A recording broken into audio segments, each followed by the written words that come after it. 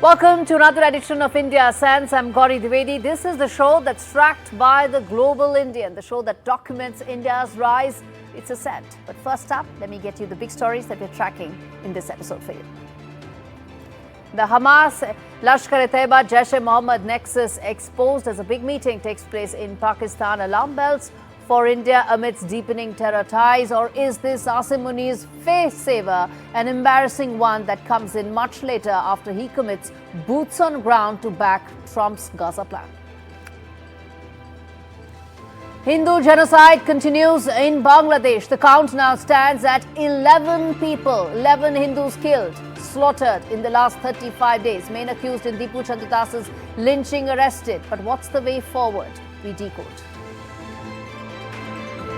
Massive protests engulf Iran as protests now spread across 100 cities and towns in Iran. Volatility continues in the region. We decode how this will impact India and its key strategic interests in the region.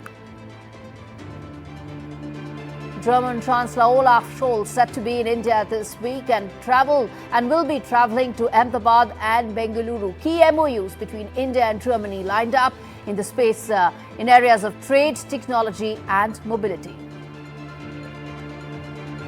Almost a year in office, Donald Trump invades Venezuela, threatens to invade Greenland, slaps 500% tariffs on Russian oil and exits 66 global organizations in less than a week.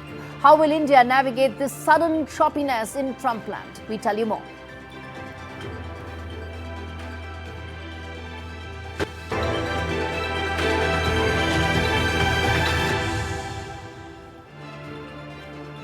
Big story this week on India Sense from Bangladesh.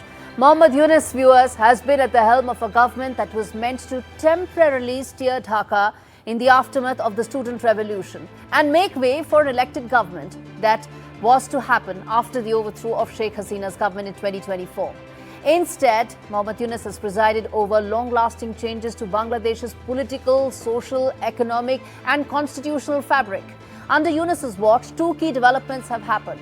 One, the Pakistan-Bangladesh relationship is now stronger than ever in the last 15 years. As we speak, direct flight connectivity between the two countries have resumed after more than a decade. The second key development, the genocide of Hindus that has reached unparalleled levels, alarming levels, continues. Brutal killings are now the new norm. Children, women, men, no one is being spared. And there is no word from the Yunus's government. Now Bangladesh removed secularism in 1977, viewers. It adopted Islam as the state religion in 1988. And under Yunus's watch, the Constitution Reform Commission has suggested removing the word secularism from even the preamble of Bangladesh's constitution. And Hindus are the ones who are paying the price for this with their lives. This report is an attempt to partially document what's happening in Bangladesh. Why? Why partial? Because not every killing gets recorded. Not every Hindu has a voice in Bangladesh. Take a look.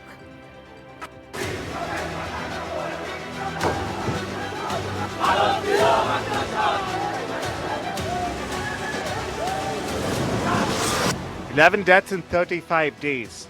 The victims all share one identity. They're all Hindu. In just over a month, 11 Hindus have been killed across Bangladesh, not in accidents or private disputes, but in public, brutal and unmistakably communal mob attacks.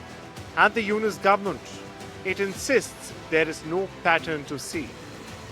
Killings have spread across districts and professions, yet they follow the same pattern: accusation, mobilization, mob violence and impunity.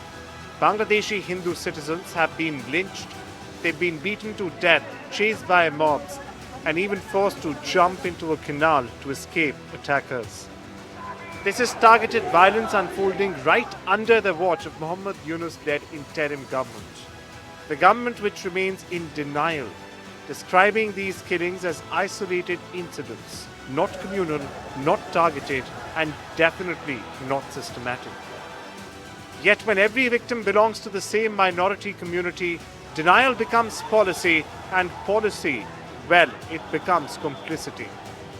The most chilling example is the lynching of Dipu Chandradas, a 27-year-old Hindu government worker whose murder now stands as a symbol of state failure. The cops have arrested the main accused, Yasin Arafat, along with others. But arrests after deaths do not erase the pattern. The contradiction is glaring. Muhammad Yunus speaks about democracy and human rights on international stages. But inside Bangladesh, Hindus are being abandoned to mob justice. Deep Haldar, who's an author and journalist, joins me on the broadcast. Deep Haldar has written a book, Inshallah Bangladesh, that has just come out, that documents some of what is happening right now. Deep, your book talks about the rise of radical forces, the extreme marginalization of Hindus in Bangladesh. Take us through what your book highlights, what is unfolding right now in Bangladesh. The preface of the book is about Shahidul having to run away from his home, trying to save himself, hiding in the hinterland of Bangladesh after the fall of the Sheikh Hasina government in 2024. And the reason he had to run away, he used to contribute to Indian news channels and Indian news websites from Bangladesh. He was the Bangladesh correspondent. So he used to, in fact, report to me till 2024. The reason he had to do so is because, among other things, he had written about the rise of radicalism in Bangladesh, right? And this is during the time of Sheikh Hasina. And every terror attack that took place in Bangladesh, he had diligently reported on those. So he was marked, as one of those people who had to be taken out after the fall of the Hasina regime, right? And there were several terror groups inside Bangladesh that wanted him dead. So he had his own place in Dhaka. He has his family in Dhaka. So he had to go in hiding. Finally, he escaped to India. And that's when we decided on the book. Now, the reporting he has done inside Bangladesh was during the time of Hasina. And I remember he had consistently told me that if a time comes when the Sheikh Hasina government is not there, the full force of what the Jamaat-e-Islami Bangladesh is, which is Bangladesh's largest Islamist party, will be seen to the world. And that has literally happened. We talk about Hindus in Bangladesh. I remember Shahidul telling me that if the Jamaat-e-Islami comes to power in Bangladesh, even Muslims like him, who want us a liberal, secular country, progressive Muslims, it will be difficult for them to stay on in Bangladesh. All right. That's a very important aspect that you highlighted, post-Sheikh Hasina, that your book was talking about. That's exactly what's happening right now. 11 Hindus in 35 days slaughtered. What's the recourse? There's no recourse. One can only hope that the elections do take place on February 12th. There are questions raised about elections because if you look at the entire July uprising of 2024, the intended reason and the intended outcome for the July uprising was to have a Bangladesh where electoral democracy finds root. The argument was under Hasina stole elections, so there was no electoral democracy. But look what's been happening to Bangladesh ever since. And now they are talking about elections on February 12th without the Awami League, which is the largest political party in Bangladesh. So there's going to be an election without the Awami League. But even then, if there is an election and, if one political party comes to power through whatever that election is, it would be hardly free and fair. But one can only hope that if there is indeed an election on February 12th, and if there is a political party that comes to power, the situation would improve. But there are huge doubts still about whether the elections would happen on February 12th, and even if it happens, would a government be able to manage the situation on the ground? Where are all those international organizations that were crying hoarse on other occasions, but completely quiet right now? Deep, I want to then ask you about Tariq Rahman. He may be the next Prime Minister. He has made some reconciliatory messages, and some of his tone is very reconciliatory. Do you expect that to continue post the election if he becomes the Prime Minister? Tariq Rahman has been making some right noises ever since he returned to Bangladesh after 17 years in exile on December 25th, 2025. But, the past record of the BNP and his own, record during the time when his mother, Khaleda Zia, was the Prime Minister of Bangladesh, is pretty damning. But one hopes that he's a changed man, and some of what he's saying on the ground in Bangladesh after returning to his country after 17 years of exile, he would deliver on those promises. He's talking about an inclusive Bangladesh. He's reached out to all communities. But there are also reports that a senior leader of his party, and that's on video, gave an election speech somewhere where he almost threatened Hindu voters that if they want to live in peace inside Bangladesh, they better vote for the BNP. I can tell you that in the course of writing my book, I spoke to very senior members of the government, the last government, as well as historians and political analysts, who said that when in 2001, when the BNP and the Jamaat in coalition came to power in Bangladesh, one of the worst atrocities on Hindus took place. There were horrible massacres that took place for months after the BNP Jamaat came to power in 2001. The BNP and Jamaat are fighting against each other this election. One hopes that if the BNP comes to power and if Tariq Rahman does become the next Prime Minister of Bangladesh, he would be a changed man and he would deliver on the promises he's making now. Deep, I'm going to leave it there. Hope is all that Hindus in Bangladesh can really clutch on to. Thanks much for speaking to me on India Sense.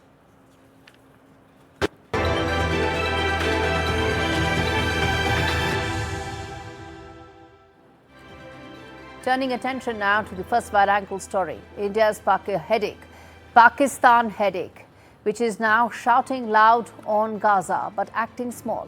And today, its double standards are fully exposed. You may ask, why so? Well, because Islamabad calls Israel's war in Gaza a genocide. It sponsors resolutions. It denounces assassinations. It waves the flag of moral outrage. But when it comes to real help, boots on the ground, hard choices, real sacrifice, the Punjabi Pakistani army is nowhere to be found. This outrage without action. It's straight up bluster without even firing a single bullet. Pakistan's leaders speak for the Muslim world but deliver little more than just press releases and podium politics. Sharm el-Sheikh. Humanitarian aid goes out, but military support, it always remains off the table. An intervention, well, absolutely a no-go zone for Rawalpindi and its self-appointed Chief of Defence Staff. Behind the scenes, the tune changes. While condemning Israel publicly, Pakistan quietly cracks down on its own pro-Palestine protesters at home. While preaching justice abroad, it weighs IMF loans and Western pressure first. Morality, it so turns out, viewers, it has its own limits and its own lenders in Pakistan's case.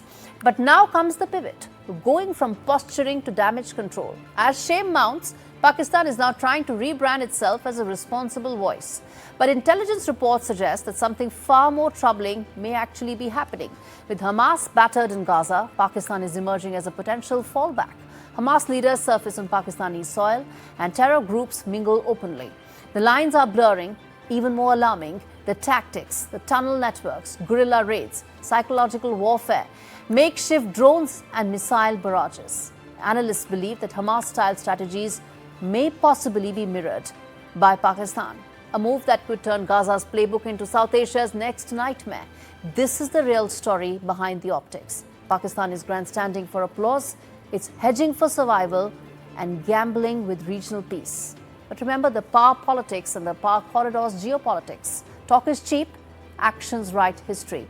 And Pakistan's words, well, they are not backed by any action whatsoever. All right, on that note, slipping into a very short break, we come back with more on the other side of India Sense. Stay with us.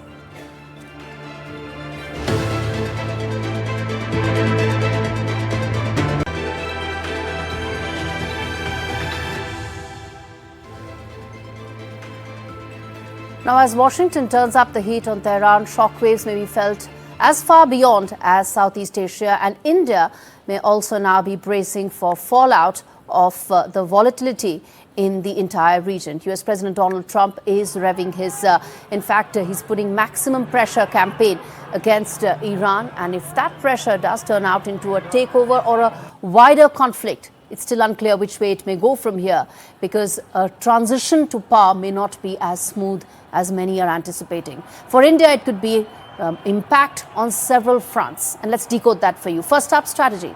India's gateway to Central Asia, which is the Chabahar port, is now on shaky ground.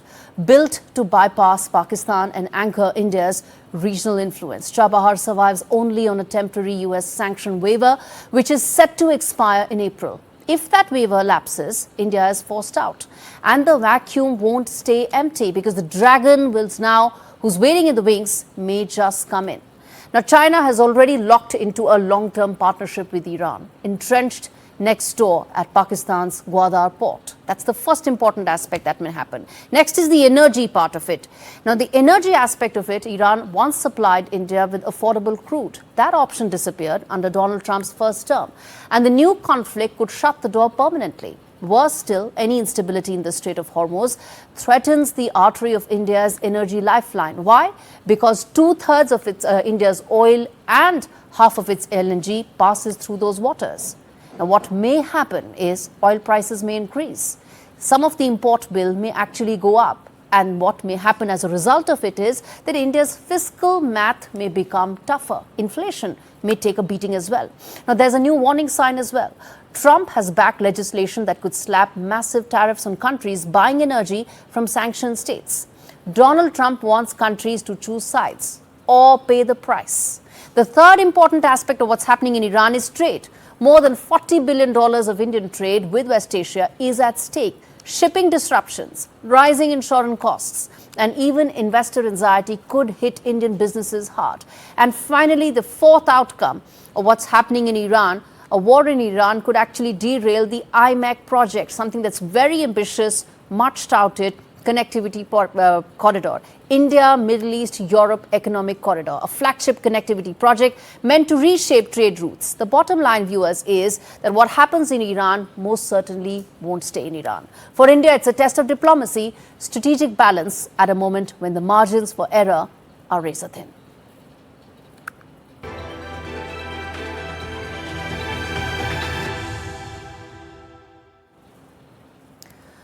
In a fortnight or so, Donald Trump will complete a year in White House. For many, it seems like forever. Well, in India as well, we've been navigating unpredictable and volatile White House for the last 1 year. But it seems Donald Trump has upped the ante when it comes to the unpredictability quotient.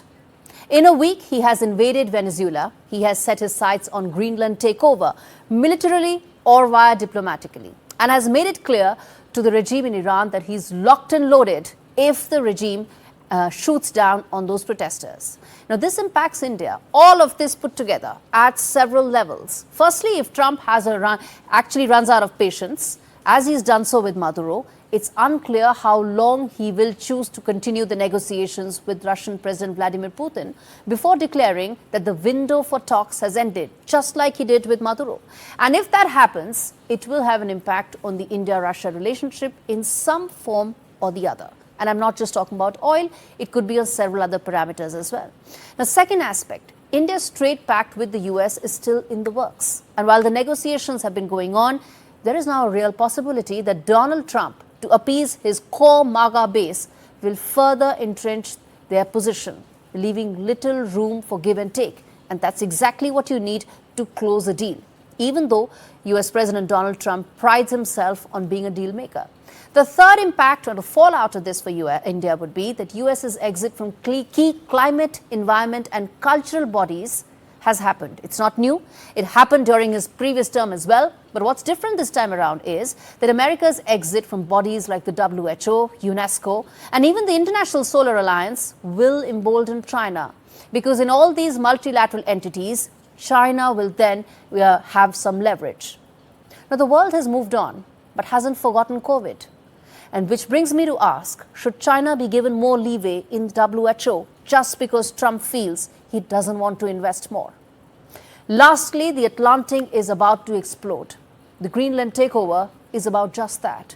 It will start and lead to a major power play between US, Russia and China. It will be about rare earth minerals. It will be about shorter trade routes. A race that India needs to be a part of. A race that India needs to find a way to be in.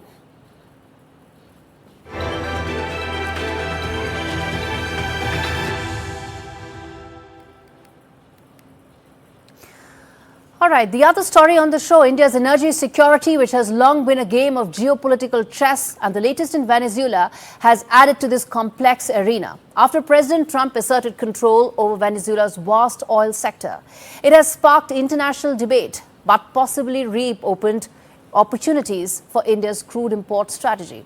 Now, heavy Venezuelan grades are a natural fit for India's deep conversion refineries, and Venezuela was a supplier in India's energy strategy. Between 2018 and 2020, Venezuelan crude ranked among India's top sources of oil, with imports peaking at about $7.2 billion in 2019. Crippling US sanctions, though, shut down all those flows, as legal risks made Venezuelan barrels untouchable. Now the US has chosen to selectively lift sanctions on Venezuelan oil. It is weaponizing access while dangling the prospect of India recovering nearly $1 billion in dues that are stuck in Venezuela. So you can see the carrot and stick approach that US President Donald Trump is trying to do here. Then comes Washington's direct pressure campaign against India's purchase of Russian oil. Donald Trump has greenlit a bill that could increase tariffs on India up to 500%. For New Delhi, the calculus is stark. Diversifying crude sources has long been strategic. Heavy Venezuelan grades can reduce dependence on the Middle East and discounted Russian barrels, giving India more negotiating power. But this strategic opportunity also comes with risk of possibly more Trump geopolitical turbulence, or Trump tantrums, as we say. In today's energy politics and energy geopolitics, oil is no longer just a commodity. It is a weapon that Washington is using, and access and tariffs are the real leverage, and Venezuela is just the latest battlefield. All right, viewers, with that, we wrap things up on this edition of India Sense. Thanks so much for watching.